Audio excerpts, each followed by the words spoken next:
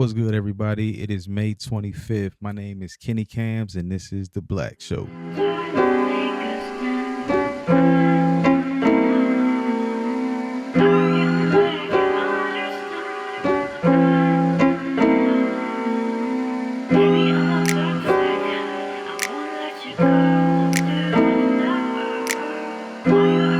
What's good, everybody? I had a pretty productive day, so I was like, you know what? I might as well get podcast and an actual one instead of just posting clips. I've been posting clips a lot because a lot of that stuff is it's just been kind of relevant to like what I was talking about back then. And a lot of and I'm not saying that I like it was anything special, but a lot of the ideas that I had, it said a lot of that stuff end up becoming true, which was it's been super interesting, super interesting. But staying on topic today, I'm gonna cut it up. We're gonna do like segments again today, but I'm gonna still cut it up so it's the shorter clips. I know people like the shorter clips more. Like, comment, and subscribe if you haven't. The follower count, I'm almost at 1,000. I'm getting close. I don't want to jinx it, but I'm at 145, so real close. I realize I'm basically one big video away from being monetized. Like one video that does really well. So let's get on this Ryan Clark and RG3 topic. So people have heard the story enough. People know everything that's going on with it, and essentially, RG3 was saying something about Angel Reese, right? He was just criticizing Angel Reese as um her perception in the media, and Ryan Clark took offense to that, I guess, and disrespected RG3 about saying because he doesn't have a black wife, he doesn't understand black women's problems. Not to mention that RG3 comes from a black mama, and I love what RG3 did. He posted a video. Like, it's been a sneaky battle. If you watch him on X, it's been like a little battle between them that it's very subtle though. But he posted a video of his wife with his mom and his sisters, or mom and aunties, and his wife was just laughing and chilling and kicking it. And it's a bigger point that I want to make about this. But with Ryan Clark, man, that's so hypocritical. Like, bro, they talk about this. It's no stereotype for black men of having to be a certain way, of having to, like, they don't. I realize this. They don't see that they're racist. Like when they say, like, when black people say, like, oh, he married a white girl, he talked to a white girl. I've dated white girls, dated Asian girls, I dated Hispanic girls, black girl, all of them. Like, it's really not a lot of difference. It's just some kind of cultural perks, I guess you could say, from each group, or negatives. But it's funny when they just say, like, black man is not a black man if he is married to a black woman. Like, bro, have y'all seen y'all recently? Like, not saying of all time, but have y'all seen y'all behavior recently? It's irresponsible for any grown man to be messing with y'all right now. From what I'm seeing, like, y'all took a lot of L's in these last couple years here, like consecutive L's, and still haven't acknowledged any of them. So, like, it's very high risk area in general there. So it's super hypocritical, man. Super hypocritical. And so just kind of speaking on that same topic, Kenyon Martin and Cheryl Swoops on Gil's Arena had a very interesting interaction. Jason Whitlock's broke it down on his podcast pretty in depth too, but essentially Kenyon Martin was like, the angry black woman is a thing. And I was very surprised he got Cheryl Swoops to, like, agree to that. Like, it is a thing. And he said it so perfectly, like, without saying a lot of words, he said it so perfectly, dude. He gave a story about his mama too in the hospital. Like, I seen this with black people in general, but I think it's more like shown in black women because it's more like popular to show black women in this light. Y'all do be angry.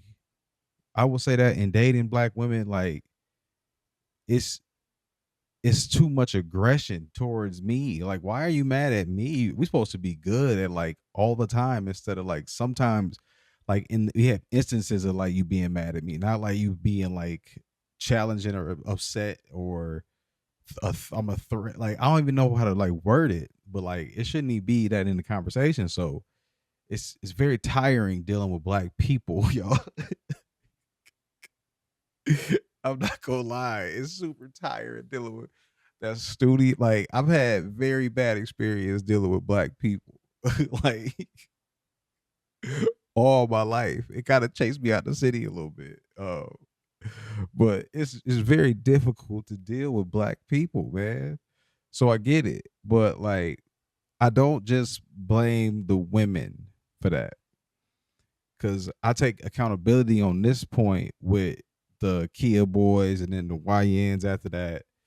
And even though during that time I was a social worker, so like I was doing well, I was working, I was a case manager for like at risk youth.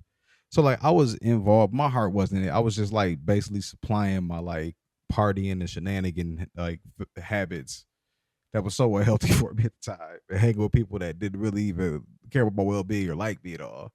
But once I realized that, then it got bad because I realized that. But being in them environments, man, like we didn't do a good job giving back to the kids. Like the ones I did, I'm still close with, like the Byrons and the Kellys and the Jeffs and all that whole crew. But I was also one of their coaches. I was in the building. I took them niggas on college tours. You know what I mean? So I was around them a lot. They was like my little brothers for real. They helped me move a couple times. Like so, it was it was a different group of cats. But like I ain't got that with like all my kids that I've coached. So we didn't do a good job. So they're a result of us. That's why I say like it's a black culture problem. Like it's not just women or men. It's all of us. Yo.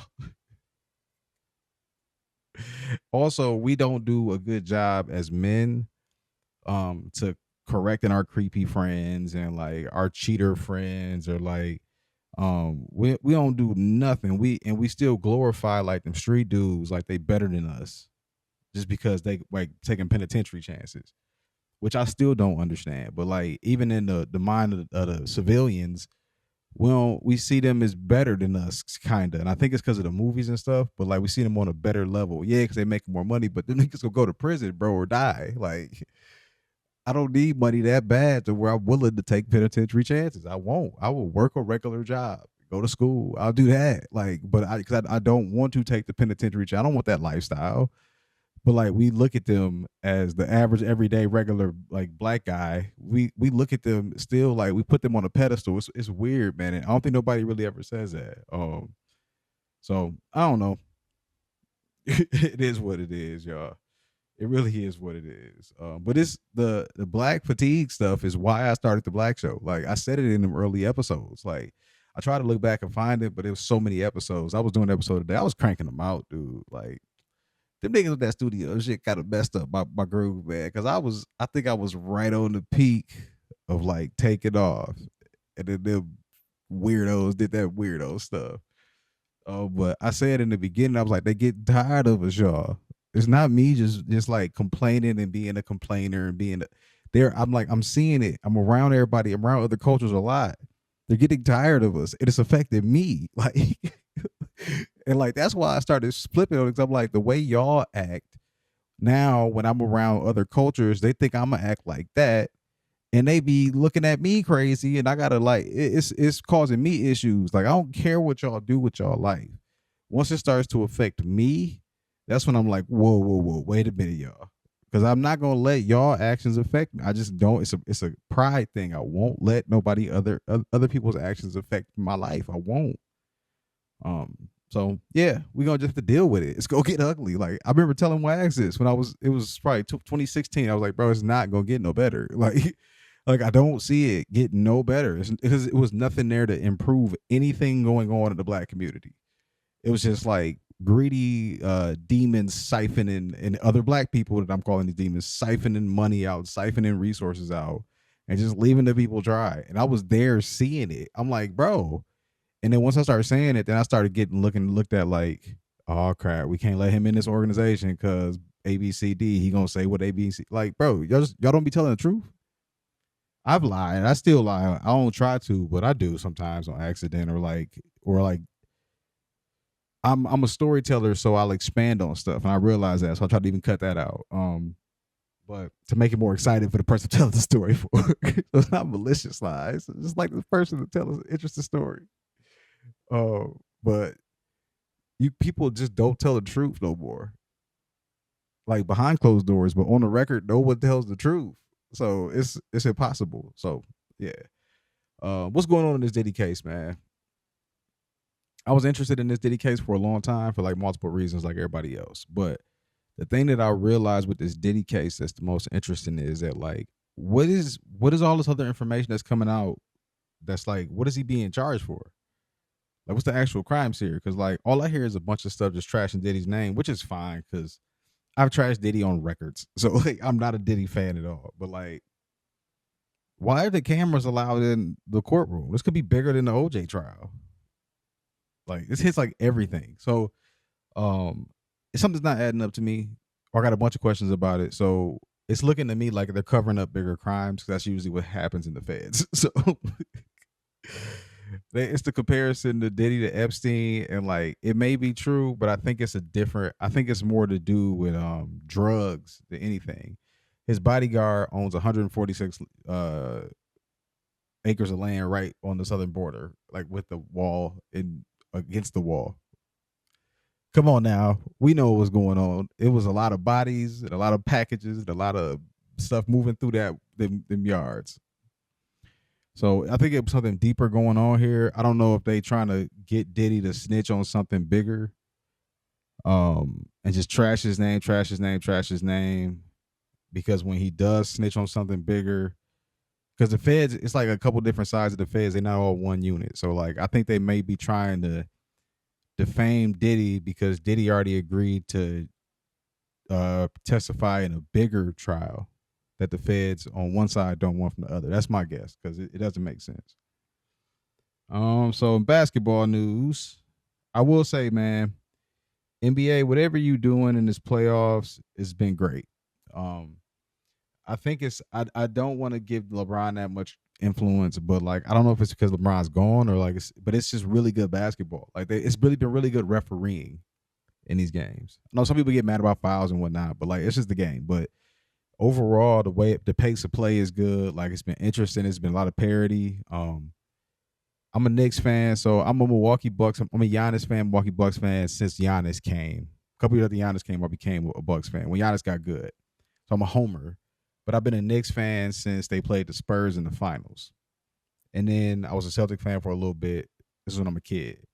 And then when Carmelo went to the Knicks, that's when I became a Knicks fan again because I was a Carmelo fan from Syracuse.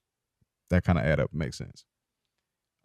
So it's just cool seeing all the Knicks legends. Seeing Spree, man. I've seen Spree in some down places in Milwaukee, in some bars, doing some janky stuff. To see him at Madison Square Garden on the floor getting celebrated is dope too.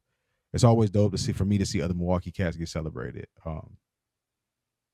Because we see each other's lows in Milwaukee, and I don't think Milwaukee really understand that. But it's super cool. I wish my like bucket list dream now is to go to a playoff game at Madison Square Garden. I wish I had enough money and time to do that, but it's a very expensive ticket, and I got a regular job, so I can't take that time off during the week to go do that either. So, but it seemed like a super dope environment, man. And Halliburton, dog. I I think I got a disposition to not like Halliburton because he looks like a lot of the dudes that I used to get into it in high school with. Same demeanor, same attitude, all of that. Like you want to punch him. Anybody that plays sports understands why people hate Halliburton. Any people that didn't play sports like for their whole life, they wouldn't understand. But I guarantee if you played sports most of your life, you don't really like Halliburton. That does not take away the fact that that kid can ball. He's from Wisconsin too, so I got respect for him for that. But he can also ball. He's a killer. He's a savage on the court. So I never disrespect him that way. But I think it's more internal. I think I'm hating on dog. I think that's what it is, and I'm okay with it. I'm gonna hate on him. Like I used to hate on Reggie Miller too. Reggie Miller was so cold to me, but like I hated Reggie Miller. I hated a lot of people. I hated Alonzo Mourning. A lot of people. As a Knicks fan, man, we used to get beat up. I hated some of our own players. I was Jeremy Lin's biggest hater during Lin's sanity, and my college associates made me pay for that shit the whole time. So I don't know, but hopefully we can get this game back tonight. That's why I'm about to cut this off so I can watch that. I had another topic on there, but I couldn't. I was like, man, I'm not gonna ruin this channel before it even. I want to say before it even get going, but like while it's getting going. So. All right, y'all. It's the Black Show. Hope y'all have a good night. I am out. Peace. I did a no-hatter this time. Yeah, Girl, you know what you do to me. What you do to me. What you do to me. Yeah. When one door closed, a couple open. I'm drinking my ties while she rubbing lotion. That egg gets salty when you fuck with ocean. Where you going? Got your boy in motion. Where you walking ain't fair now. Got me shooting for the prize. Girl, the future look bright when I look up in your eyes. And I'm playing for the win. Girl, we might raise a couple of them. Bartenders point shots now. Girl, we might take a couple of them. You along for the ride now. Put that shit in cruise. Couple bases pass, walking shit. What you trying to do? I'm willing to bet it all. What you trying to lose?